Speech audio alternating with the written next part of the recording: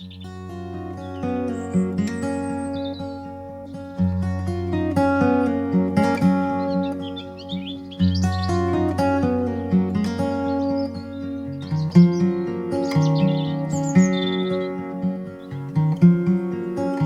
to Homeacres, Southwest England, zonic climate, temperate, oceanic, on the 13th of November.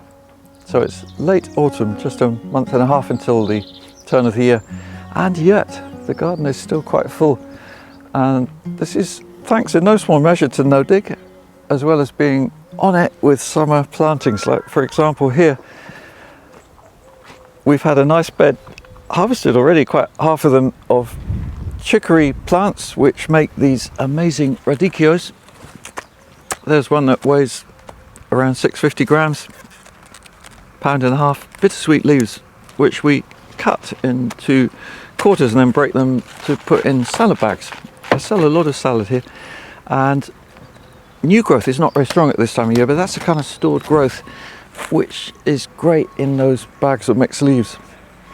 And this is all planted without putting on any more compost. So this bed was potatoes, first and second earlies, whereas here we had broccoli. And the broccoli finished in June, and we planted these multi-sown beetroot. These are boltardy. There's the 4. And these are nice and big, which will be great for winter. So these are for winter storage. And this is a second planting grown without any, I'm not using any feeds or fertilizers here, so you know, there's just one application of compost a year is growing the 2 crops. You're seeing the second crops. If you want to see the first crops actually from this area of ground here, they're in When to Pick, a video we made on the 11th of June. These celeriac went in after spinach, so they were transplanted around the 20th of May. And look at the result. Again, this is one I harvested yesterday, and you can see what they look like once you've taken off the leaves and cut off the amazing roots they have, many coming out of the bottom. All of this area is got quite fixed cropping because I'm doing some trials, and one of the trials is into no rotation. The cabbage were grown there for the 6th year in a row, and so are the leeks. So these leeks followed the 6th year of potatoes, and now we're in the 6th year of leeks, and this is what multi-sown leeks look like. When you harvest them, that was a clump of only 2, that's why they're a bit bigger. You can see there's quite a range of sizes here, they're not all big. And the nice result though is that there's a lot of leeks, and you don't get a long white shank because they're not planted hugely deep, and that makes it easier also to harvest them with less soil disturbance. That is a variety called Philomene.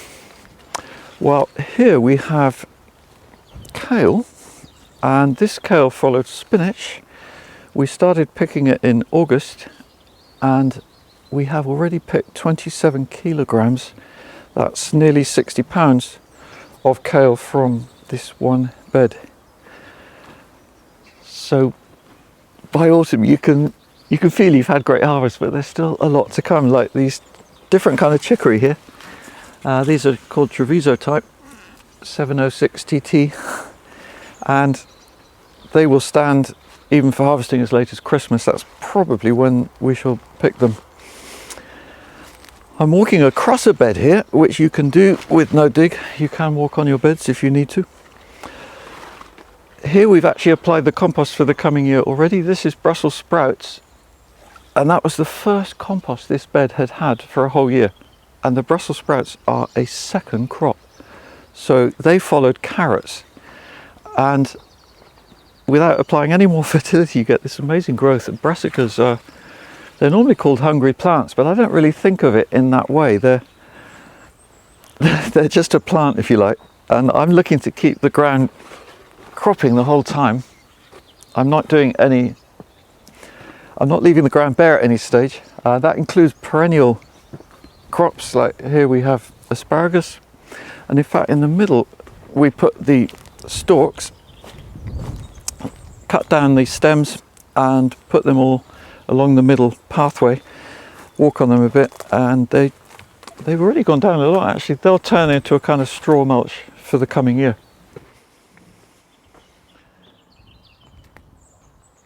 there's a bed there which looks empty, but actually that already has garlic planted, and we're going to put a compost mulch on top of that later on today. So the soil is always covered by something. If it's not a growing crop, it has compost on. Here there was a gap. There was about 6 weeks towards the end of the season when the 2 crops had finished, which was spinach followed by chicory, and I just broadcast mustard.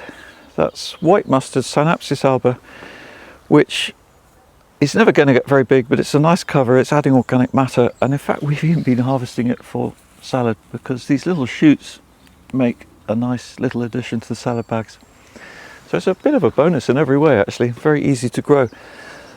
Lovely thing with no-dig is how you have very few weeds, so all of this cropping becomes so much easier, and that is helped also by the fertility we're bringing in, like wood chips here. This pile is 2 months old. It was brought here by a tree surgeon then in late September, and it's still just tepid warm. So in 2 months it's gone from being fresh chips to that, which I'm very happy to see. And you could put that on your paths. We won't need it for a while, so we'll let it get a bit older. You can also add it to compost heaps. So we're adding a bit of wood chip to make compost, and that's the main source of fertility here. This is homemade compost here, which has been there now for, well, it's been here for a month. It's when we ran out of space in the compost bays, and that is what we're actually using now. It's just under a year old compost, and we have here actually some wood chip which is just under a year old as well, and you can see the difference when the wood chip has started to break down, almost turning into compost, but not quite. This we're putting either on paths or chopping it up with a lawnmower. Actually it goes something like that. That's a bit that came out the edge of the lawnmower, I think, and that goes in the compost heaps. So the compost is being made in the bays that we're walking towards now, and you'll see first of all the newest heap. So that's the heap we've created just in the last 3 weeks, and it's a mix of green and browns. The green is mainly waste from the garden, some lawn mowings. This heap we finished 3 weeks ago, so those amazing fungi have suddenly appeared as it's cooling down a bit. It's still pretty warm, that one. Then there's an empty bay, which is where we shall turn the newest heap into when it's about another month older. Then there's a heap of compost which is 3 months old, so that's 3 month old compost, looking pretty nice, and is still pretty warm actually. Then we have 4 month old compost and 6 month old compost, so that's the year of composting all in a couple of minutes for you. I'll give you an idea. So these heaps are ready to go if we need them, but we won't need them actually for a little while.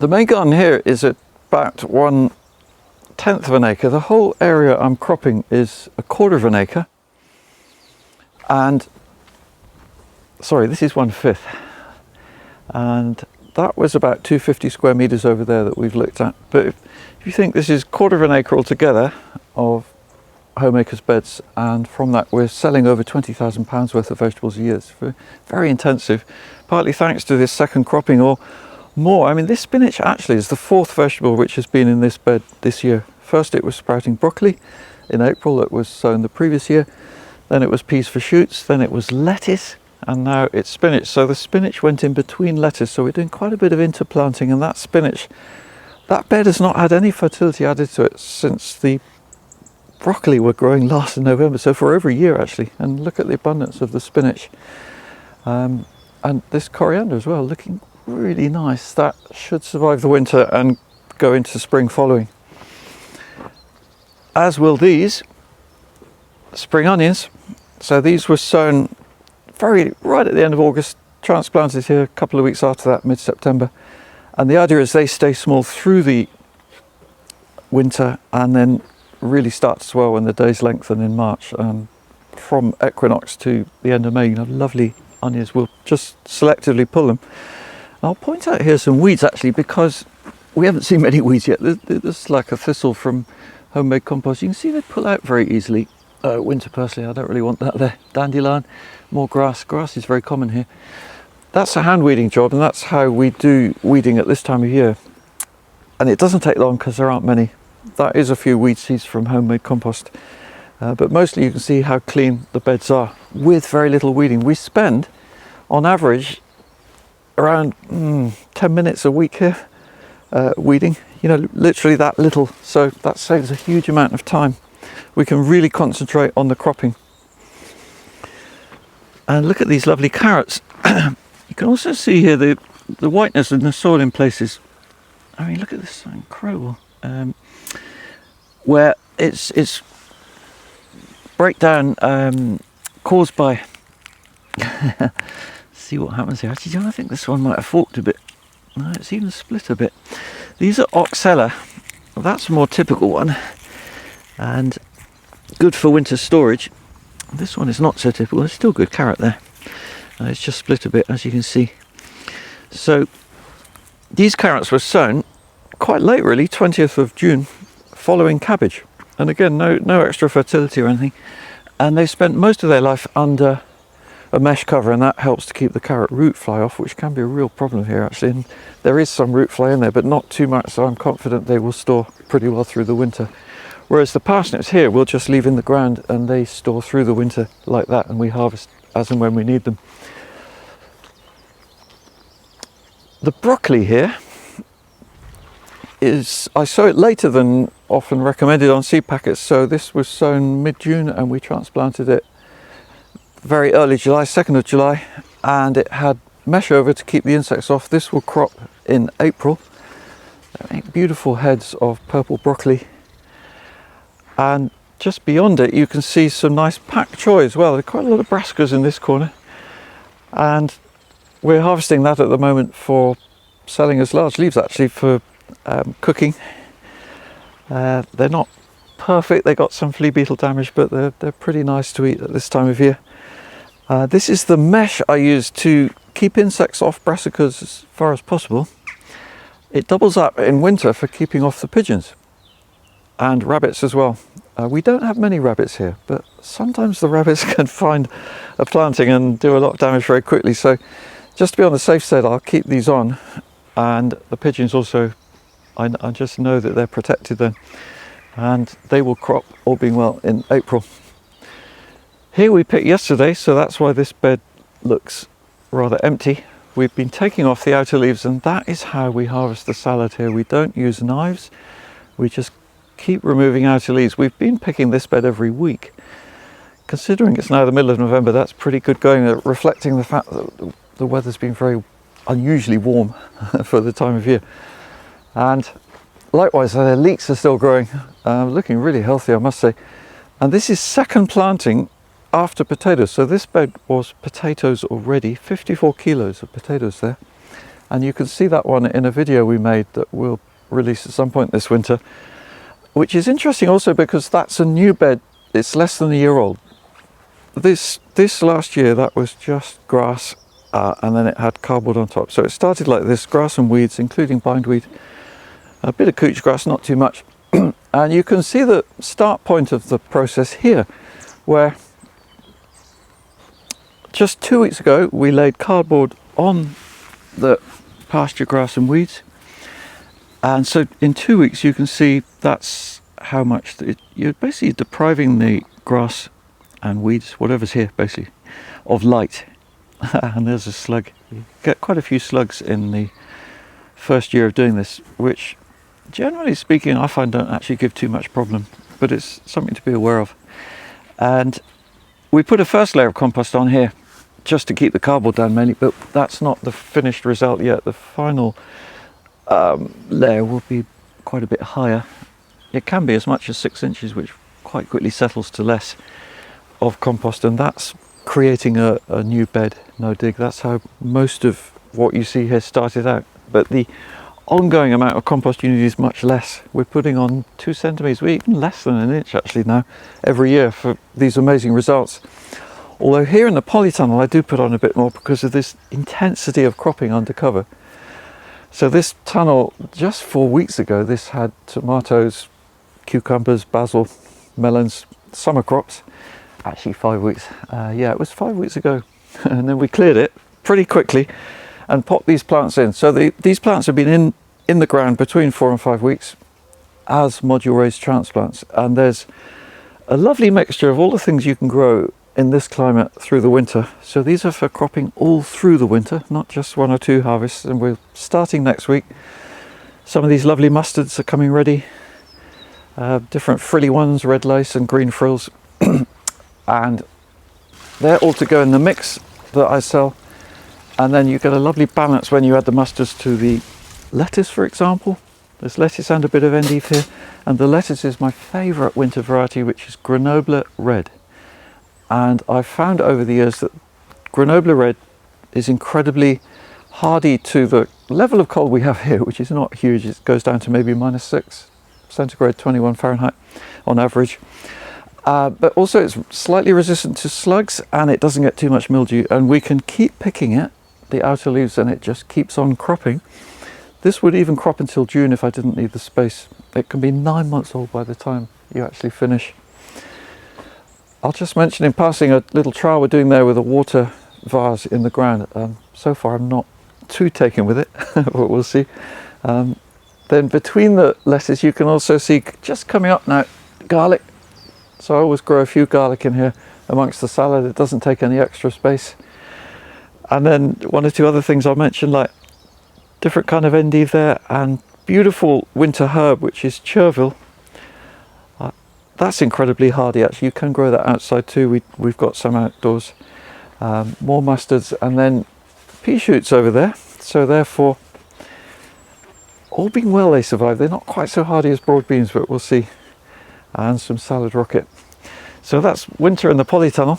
And even outside there, I mean, like, we got some landcress growing along the side edge, which that's totally hardy. As long as you don't get pigeons on it, that's a banker for the winter. Well, here we have a bed which is falling apart. And this is one of the reasons generally I don't recommend wooden sides for beds. This has been like a specimen bed. It started life 5 years ago, just as an example of how to make and fill a bed. And this wood is 5 years old. It is actually treated timber from the builder's yard, softwood, so it should really have lasted better than this, I think. But look at the decay that's happening now. In fact, we're going to take these sides off very shortly, and we'll probably film it so that you can see what happens, how to dismantle a bed. And what we'll need to do is run some cardboard along the side to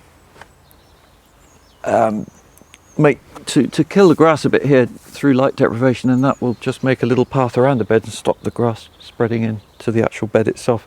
You can see the cropping in one bed like this in a video we posted just a year ago. This is the small garden, which has been fantastic again, as it always is. So these again are second plantings, and I'll just mention 1 or 2 in particular. Like, here is some sweet potato which we harvested this morning, and that was 1 plant there, and that's all that it yielded. There have been 3 plants here, and this one gave 1.8 kilos. That was on the video again, the most recent small garden video. That one gave about 3/4 of a kilo, and that one 1/4 of a kilo. So a little bit variable. And compared to the amount of food you get from more traditional plantings like the Swedes there, and that's a second planting after carrots, and there's even the 3rd planting there. I put some compost around, and then lamb's lettuce has gone in between the Swedes. And again, because of the very low weed pressure, it makes something like that extremely easy and quick to do, and assures the next harvest while something is still growing. And that process is massively helped by plant raising. So this is the kind of heartbeat of Homeacres garden, where we're doing a lot of propagation all through the year. I mean, even now mid-November, although most of this actually we probably shan't use now, but I don't throw away any plants until I'm sure we don't need them. And even, you know, I was harvesting some pea shoots from these, for example, when they're still in their modules. So there's possibilities there. And then here I'm doing a little trial. You might have seen in a video already where I planted these trays just a month ago now, and of month-old plants, and I'm comparing compost. So this is homemade compost, and that's bought multi-purpose potting compost. And I'm hoping that you can see on the camera the difference, like the chervil looking quite pale there in the homemade compost. Lower amount of nitrogen compared to the bought compost. Maybe not surprising. I mean, the homemade compost is not designed as potting compost. It's quite heavy as well. But I have a feeling, this is homemade compost again here, musters, and the bought compost musters, you can see, are quite a bit bigger in this tray. But this is not bad actually, and I have a feeling that come the spring this one might really get going a bit more. We'll see. Here we have the last sowing of the year, which is broad beans. I normally pop them in very late October or early November. So these are a couple of weeks now, or 3 weeks old, and they'll go in by early December, and that is the last planting of the year. So, it's quite late, and you can just keep going with no dig. That's one of the things I love about it the most. You haven't got to think about preparing the ground in any significant way.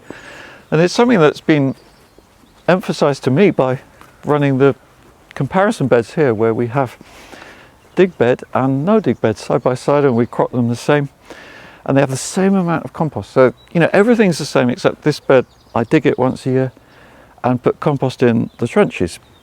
These two beds have wooden sides that we're thinking of removing as well actually, but at the moment they've been kind of demarcating the comparison, which is this year has again been not such heavy cropping on the dig bed. The dig bed has yielded 84 kilos and the no dig bed has yielded 100 already. It's going to break my record, I think, actually, for the amount of harvest in a year, because there's still quite a bit to come. As you can see, celeriac, leeks, kale, kohlrabi, fennel. We've harvested most of the fennel and a few salads.